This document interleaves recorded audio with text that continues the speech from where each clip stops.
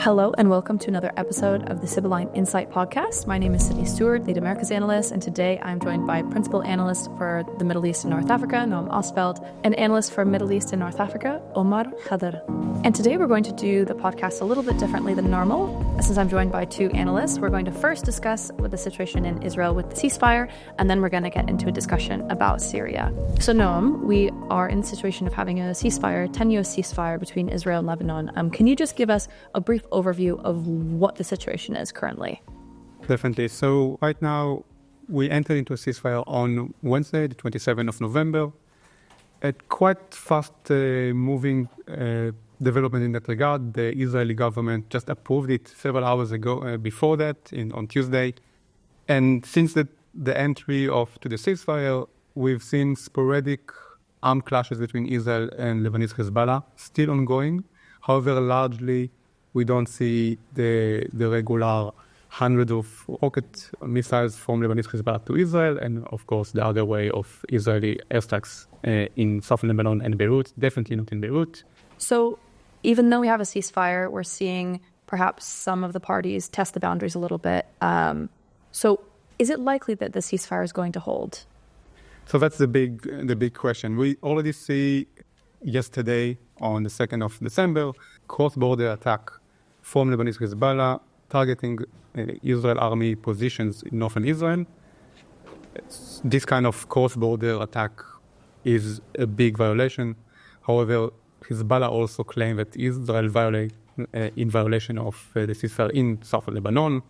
And following this cross-border attack, we've seen Israel retaliating, attacking about 20 rocket launchers of Hezbollah in southern Lebanon with airstrikes.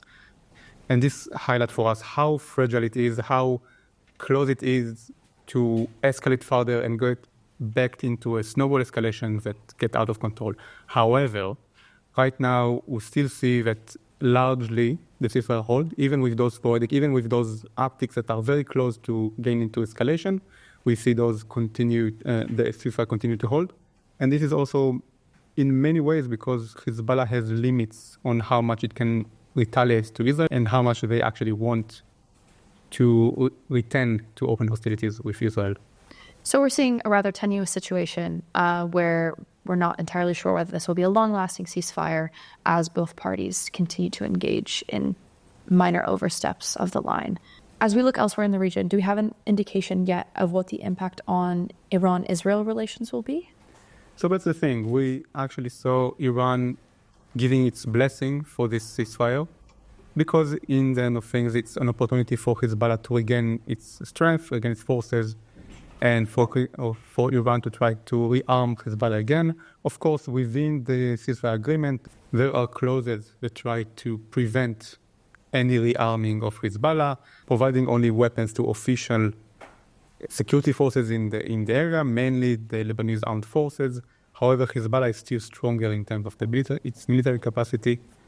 But that put aside, Iran is very in favor of this deal. So what does the ceasefire mean for hostilities vis-a-vis Hamas? So this is the thing. Every time we've seen a ceasefire in the region, in a war that has one side involving several fronts, there is a bit of a positivity or a optimistic nature for other similar ceasefires. And that also applied to Israel-Hamas. After we've seen the ceasefire with Hezbollah, we've seen an increase in efforts to push a ceasefire between Israel and Hamas. We know that there are things behind the scenes that trying to replicate doing something similar with Hamas and Israel, like what happened with Israel and Hezbollah, gradual withdrawal of forces from Gaza. However, there are still challenges. Largely, both sides are still digging their heels in the ground. They still have unresolved points, whether the hostage, whether the question of Hamas survival, which is actually the big question for Hamas. So those remain the key issues that prevent it from becoming a ceasefire like Israel-Hezbollah. So we are seeing somewhat of a decline in hostilities between Israel and Lebanon, but we've all obviously seen a resumption of hostilities elsewhere in the region with regard to different Iranian-backed proxy militias. So, Omar, will you tell us how significant is this operation in Aleppo and what happened? So basically on the 27th of November, Idlib-based opposition groups, they are mainly Islamist groups, and also most of them are jihadists, started a major offensive to take the countryside of Western Aleppo government. But this incursion, or this mini incursion, turned out to be one of the largest offensives since years, in 2019 actually, between the opposition and the Syrian government forces, Syrian armed forces. After 48 hours, or less than 48 hours, basically the opposition had seized the biggest city in Syria in terms of population, which was Aleppo. And we've seen mass withdrawals within the Syrian armed forces, and also the Iran-backed groups protecting the city and have this significant presence in the city since 2019, 2018. The advances were so fast that basically, as of 3 December, as of today, the opposition controlled around 7,000 square kilometers. It was really fast and rapid that actually they opened another front towards the south, towards the direction of Damascus, and they are now on the borders of Hama government. Hama is a very, very strategic location, because after seizing Hama, basically you have the roads open to seize Homs, and then later maybe to Damascus, if this operation actually advances further and not stop at this current borders. Okay, so it's quite notable that the militant groups have made such a rapid advance, both through Aleppo and then potentially through other governorates, as they potentially make a move towards Damascus. However, can we say that because of the hostilities elsewhere in the region, this has drawn support for Syrian government forces away, as Iran-backed militant groups have focused in Lebanon and elsewhere? Is this one of the reasons why we've seen such a rapid deterioration in the situation? Basically, this rapid deterioration within the Syrian armed forces can be partially attributed to the number of, the large number of Israeli airstrikes that actually targeted Syrian military bases, Iran proxies in Syria, and also IRGC bases, supply lines through Iraq and Syria onto Lebanon. This can be a factor, but not the main factor. The main factor is that the Syrian armed forces actually, since 2019, and I can't say that the situation in Syria is stable, but the borders of control were largely established in 2019. So basically, you have got no sense of rapid mobilization, or also the Syrian armed forces alone, without major Iranian and Russian support. The Syrian army is really weak, have major incapabilities, whether it's on the personal level, military, logistical. So I think that it makes sense that we have seen this mass withdrawals and mass deterioration within multiple fronts, Aleppo and Hama. However, the Iran proxies also actually we have seen many withdrawals within the ranks in Aleppo and Hama.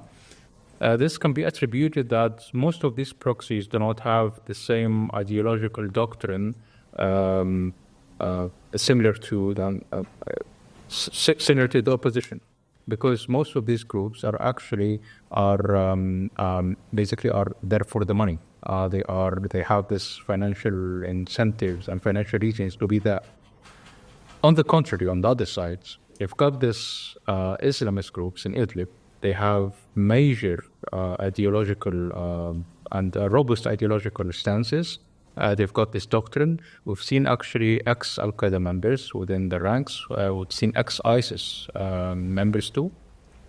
However, also we should note that the leader of the opposition in Idlib, Muhammad al-Kulani, he was an ex-Al-Qaeda member. He worked also with al-Baghdadi, ISIS leader.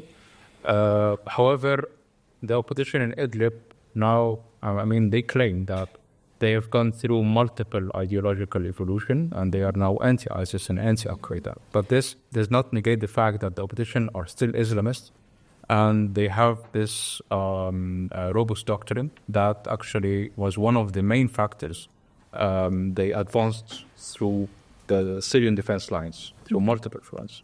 So as I understand it as well, this group at HTS has also engaged in some civil administration and some rebuilding efforts. Yes, actually the opposition based in Idlib is led by HTS. It's called Hayat Tahrir al-Sham. It's actually initially was an umbrella group of several Islamist factions, but now it's its own organization. And actually you have got a separate and a full functioning government in Idlib. It's called the National Salvation Government, and actually we've seen that HTS managed to rapidly implement several administrative bodies in Aleppo and in its countryside, in northern Syria, and newly captured areas. And it was really rapid that basically the Idlib administrative bodies has started to relocate their main HQs and offices into Aleppo in the last 72 hours. And this can be crucial also in the next weeks, because Aleppo has significant minority of Syrian Christians and Armenians. So this, I think, will be a really interesting feed to monitor, specifically how this Islamist government can rule and implement laws that can eventually impact these religious and ethnic minorities in Aleppo. So despite some of their efforts to govern a population more broadly, they might still face some considerable challenges in gaining legitimacy, particularly from minority groups, given, as you said, it's such an ideologically motivated group. So, Omar, you mentioned that this group, they're moving potentially in the direction of Damascus. That really begs a very important question. Is the Syrian government going to collapse? It's basically not close to Damascus yet, but it's moving southwards. So basically they are on the Hama front right now, on the borders of Hama Governorate. It's, I think, roughly around 400 kilometers to Damascus. But, I mean, they are not in Damascus yet. But if this question will... or the answer to this question will be more clear in the next 72 hours if the Hama front collapsed. So if the Syrian defense lines before Hama collapsed and the opposition enter Hama city, so you will actually control a large portion of the M5 provincial highway that actually connects Aleppo to Damascus, and also you can control several junctions and highways that connect the capital Damascus to the strategic coast, the Syrian coast, which actually has one of the biggest Russian bases, the Mediterranean, this Hamim air base. So that's why Hama is a very strategic location in case the opposition manage to enter and capture. What's going to happen after that? Now, there will be actually some factors in play here. If the opposition actually stop in the borders of Hama to regroup, or if there is like a new Syrian defense line before Homs Governorate is actually south of Hama, the next stop for the opposition for the offensive, we can see largely stabilized borders and fronts. However, if there is a rapid collapse beyond Hama and within the Homs Governorate, I think the collapse of the Syrian government in Damascus can be a realistic possibility within the next months. Yeah. You referenced the strategic importance of a Russian naval base in the port of Tartus. This is obviously crucial for the Russians as an access to the Mediterranean Sea. That kind of brings into context the wider regional impact. So what role are the Russians having in Syria right now? Right now, Russia primarily supports the Syrian government through airstrikes on Idlib, Aleppo, and on the multiple fronts the active multiple fronts in Hama and northwestern Syria. we've seen also a significant uptick in Russian airstrikes targeting civilian population centers in Idlib as a retaliation of what's happening and also as a support to the Syrian government forces. The Russians, so far, we did not see any ground battles between Russian forces and the opposition, and actually, it is likely that the opposition does not want to get involved in face-to-face clashes with the Russians, and actually, the Idlib government, led by the HTS group, had actually published a statement 40 hours ago, stating it's actually a statement to the Republic of Russia, or to Russia itself, saying that we do not seek any clashes with the Russians. Our main battle is just against Bashar al-Assad, the Syrian president, and towards Damascus.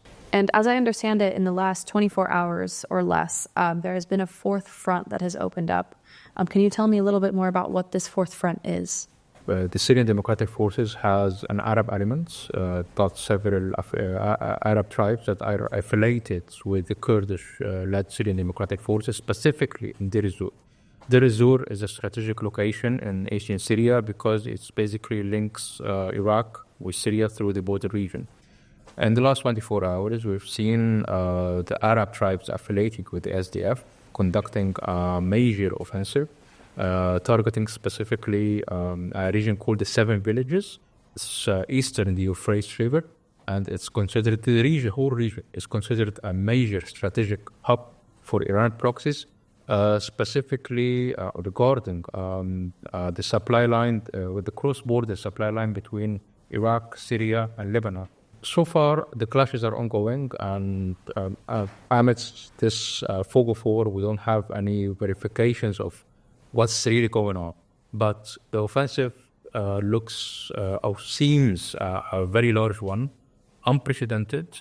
And if the Arab tribes in the SDF manage to capture this region, I think this will be a massive step in a massive move in disturbing the cross-border Iran proxy supply lines throughout the region, literally from Iran to Lebanon. However, this offensive can act as a trigger for further retaliatory attacks from the Iranian proxies in the region against the US-led coalition, specifically the bases and the military posts around the oil facilities in eastern Syria. So, yes, we're looking now at a fourth active front, and which underscore the massive risks, the huge risks that what happened last week can eventually evolve into wider armed conflict in Syria on even more fronts, on multiple fronts. Well, thank you very much, as always, to our listeners, and thank you very much to Noam and to Omar for joining me today. If you are interested in further content like this, please like and subscribe, and we look forward to seeing you soon.